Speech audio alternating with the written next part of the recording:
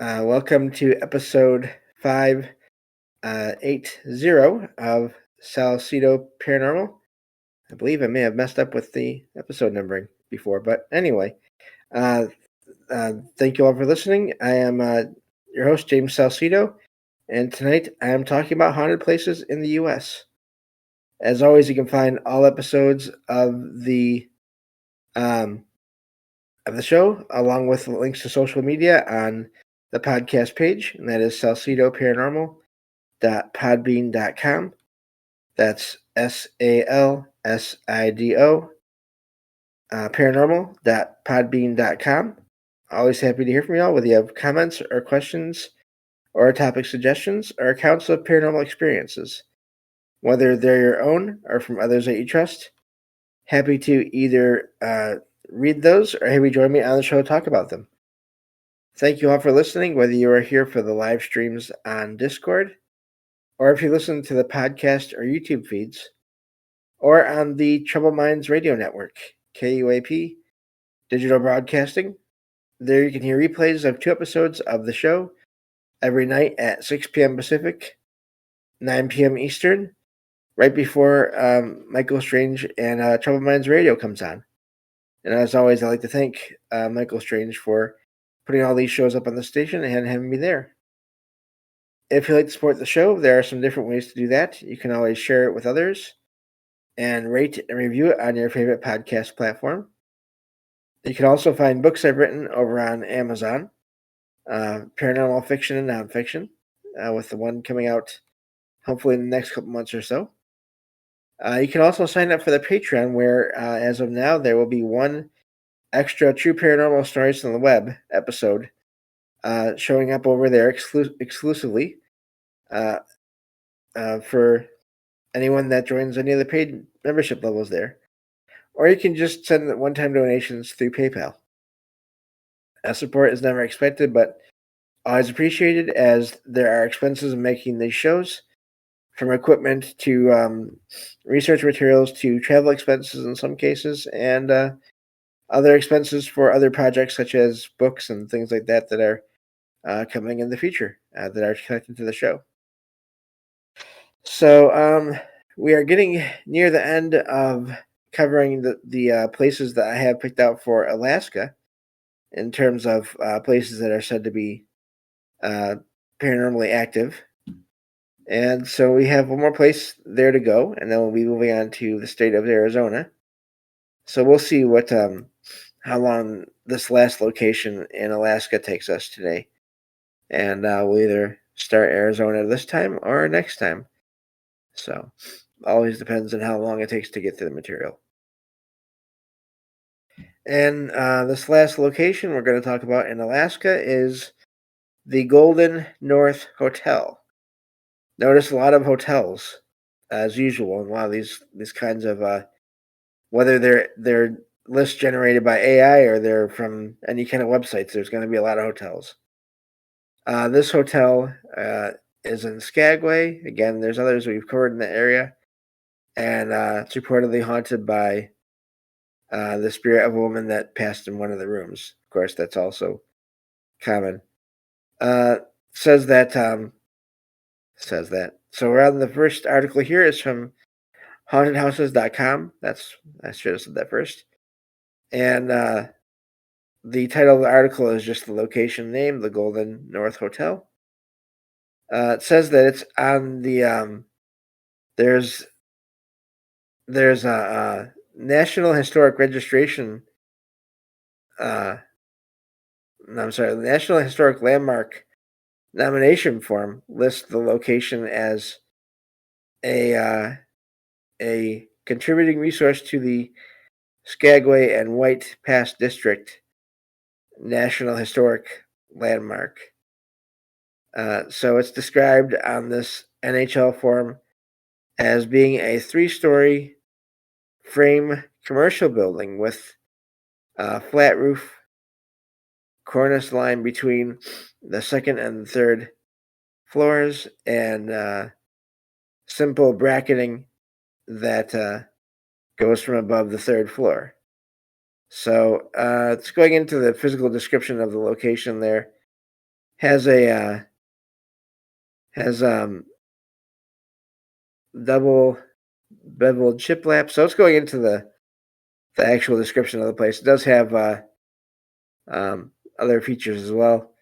It's a 3-story building, and it does have a uh, let me see, golden onion-shaped dome. Never heard that before. That still sits on the third floor. It sits on the hotel is on Third and Broadway. It's no longer a hotel, as many businesses have uh, made their home there since 2002. So apparently, it's a former hotel.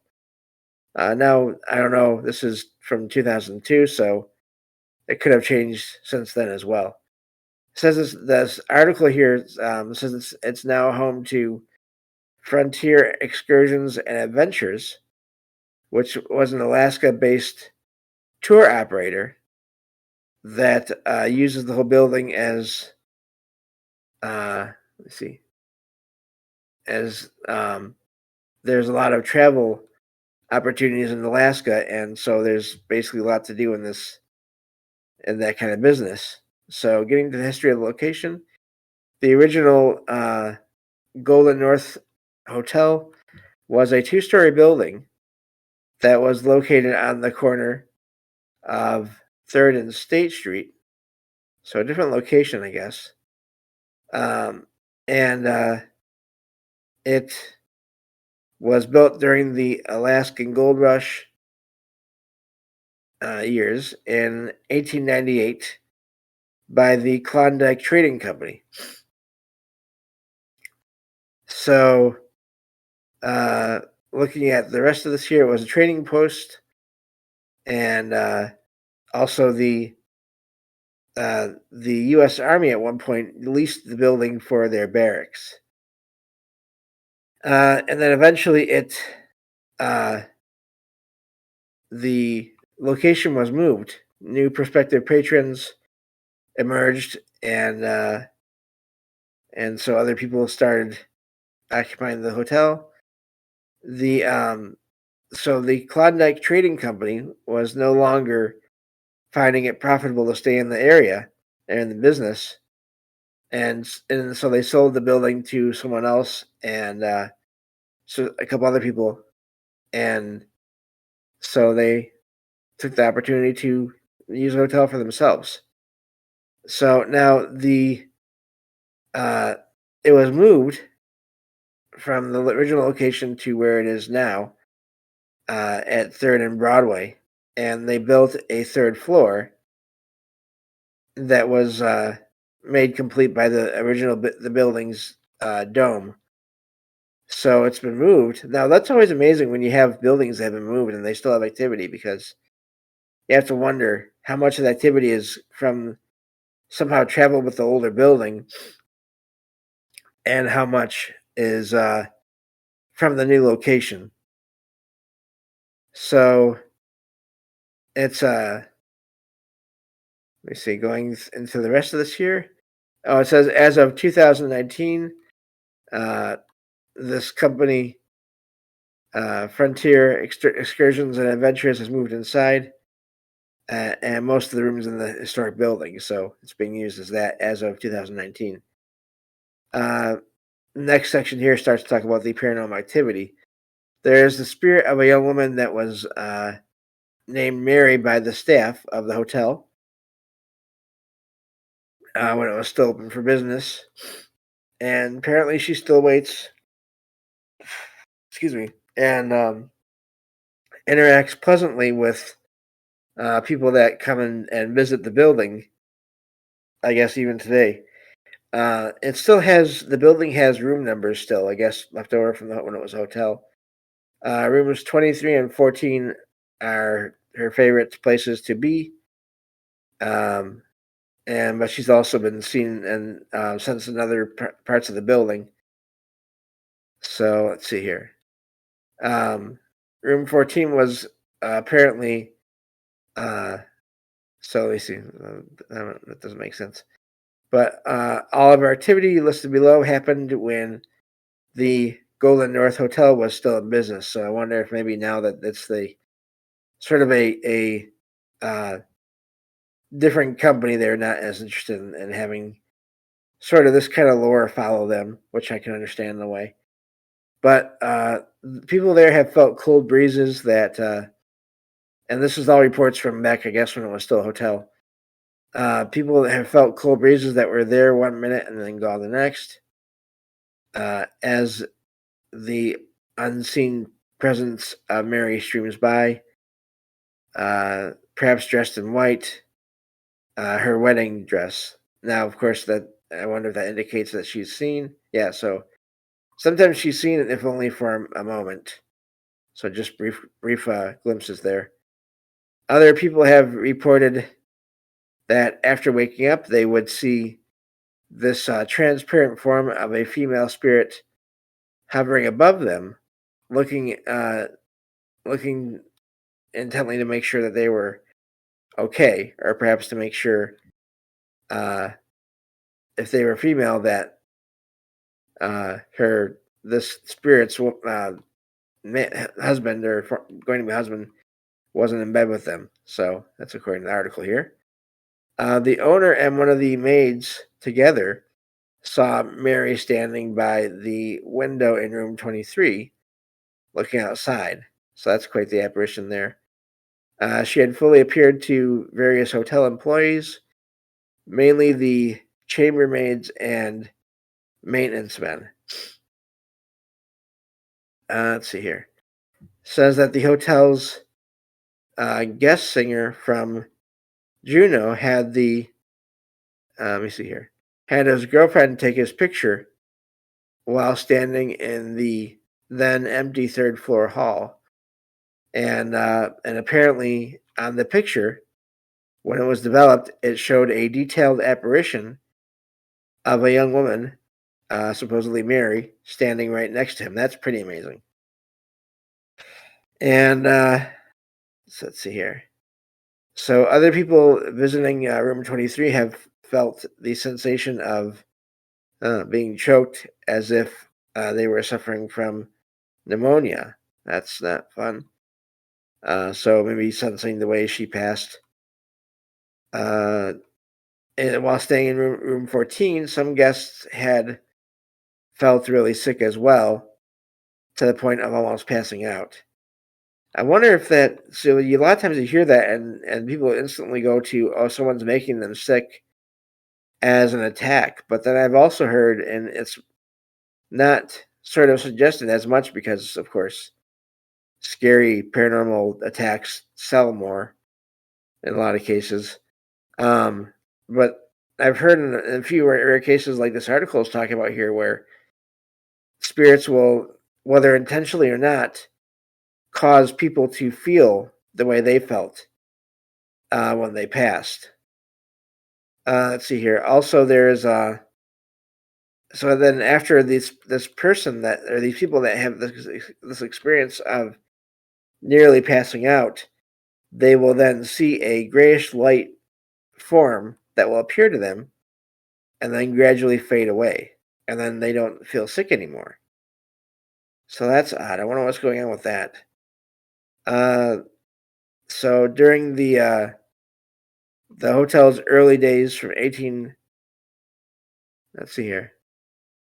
So around 1898, owners and throughout time, and even today, I guess till today, many people have had a lot of experiences in the location.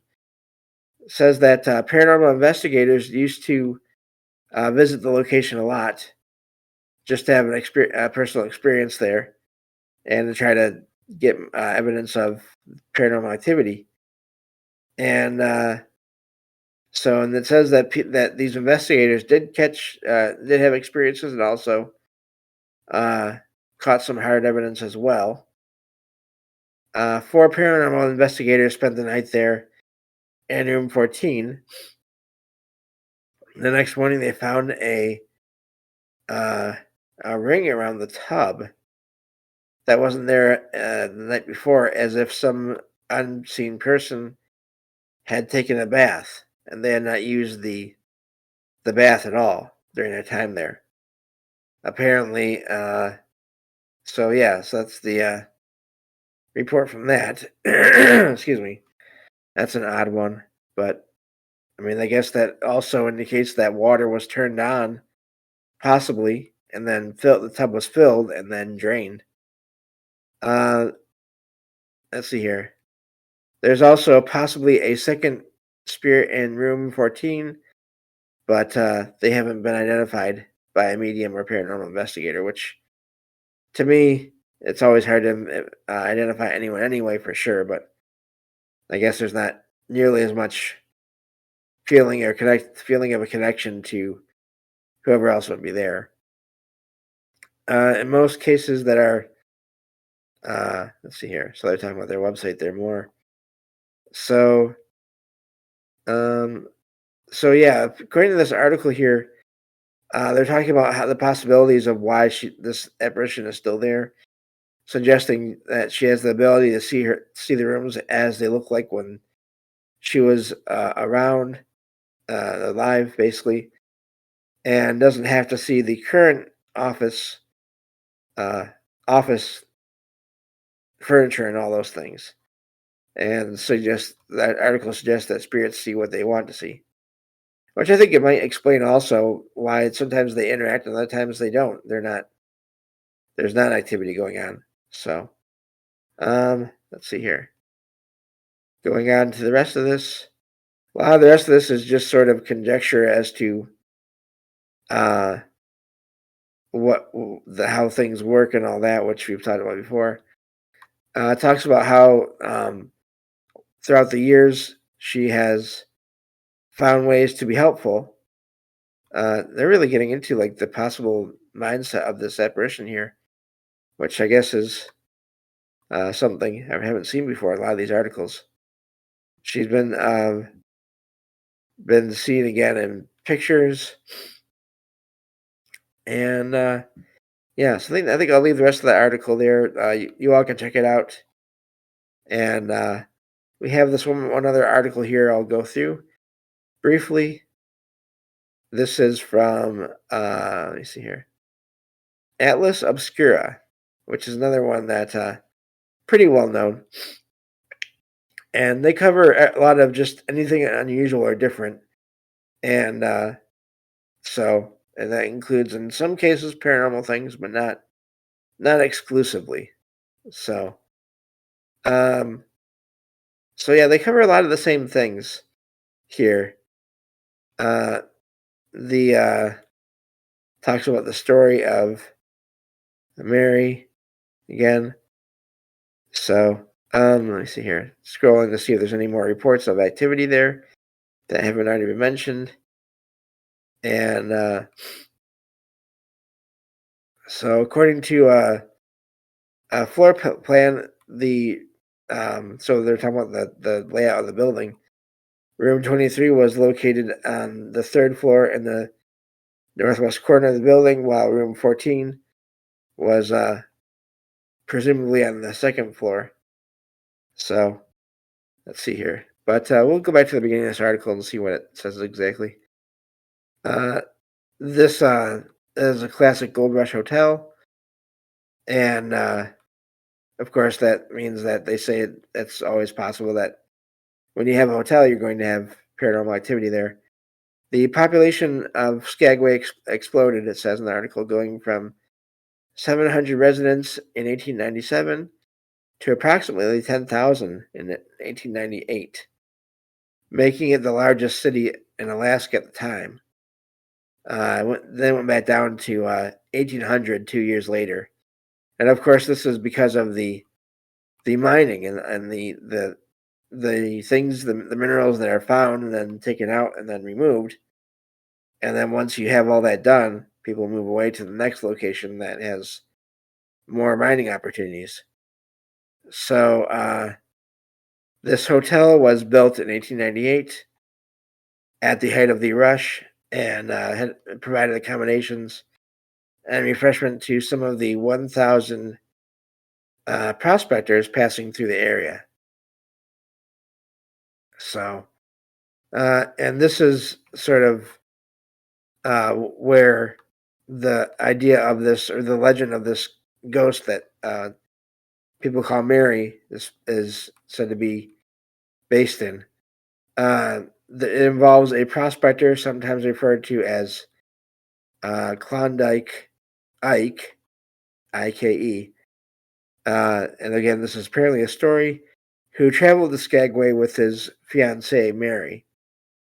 And Mary took up residence in room 23 of the Golden North Hotel, while Ike headed on the 500-mile journey to the gold fields where the mining was taking place. And there are some different variations to the story. So this is all amazing because, as we see in a lot of cases, there's these stories and there's variations to these stories. And you could say, well, it's just a story. And yet there's activity that seems to match the story. But they're basically, what it comes down to is she passed away. Whether it was due to pneumonia, as the first article said, or other causes. And she was wearing the wedding dress that she was going to wear when they got married. So, and people say that she haunts the building to this day, even though it's moved. And so, yeah, another paranormal event claimed by the Golden North involved room 14, where staff and guests reported seeing a mysterious light that some described as a sparkle, others as a small twinkling light, and others they describe as an orb. And the presence of the light the provenance of the light is unknown, but that's a common thing, lights being seen. But either way, it's none of those cases, no one felt that it was threatening, so that's always a good thing. And yeah, so that's that location. I guess that's all the time we had for that location today. But you see all these similarities to all these locations. Again, you have a tragic story that may not have happened, and so it's you have this woman in white, and you have these lights that are seen in these locations. And again, as I talked about before, as we've seen, the whole mining industry, whether it's in the mines themselves or the hotels that serve the people that did all the mining, there seems to always be activity based around that industry. And so, yeah. So I'm glad we got through Alaska. And I'm sure we'll continue to see similarities in other states. We've only gotten through the first couple of states here. We still have a long way to go. And I'm sure we'll see a lot more similarities as we're going, even just with doing 4 to 5 to 8 locations per state. And so, yeah, this has been amazing to do this. I'm glad that we're still doing this Haunted Places in the U.S. series. And going forward, like I said, next time we'll start on Arizona, which is going to have some great reports there. We need to, I wonder now, I'm starting to think about it. We may need to do like a sort of a cryptid and like UFO or alien version of this kind of a series, and see what kind of overlaps there are, because I know there are some already, just based on things I heard before. So, anyway, thank you all for listening, and I will talk to you all on the next episode of Salsido Paranormal. Take care.